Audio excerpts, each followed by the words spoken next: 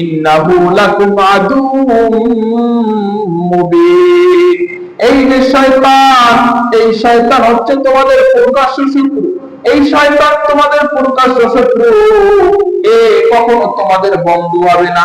এ আল্লাহর কাছে ওয়াদা করেছে, মালিক আমি আপনার বান্দাদেরকে ধোঁকা দিয়ে, ওয়াসওয়াসা দিয়ে জাহান্নামে নিয়ে যাব, আমি তাদেরকে জাহান্নামে নিয়ে যাব। আল্লাহ বলেন, শোনো শয়তান, তোমার ক্ষমতা তো আমি আল্লাহ দিয়েছি,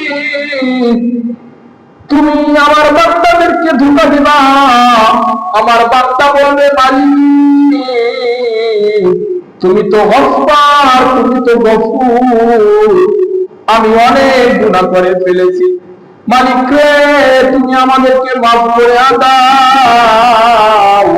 আল্লাহ বলে, শোনো এই কথাটা বলতে বান্দা দেরি করে, আমি আল্লাহ বান্দাকে ক্ষমা করতে দেরি করি না।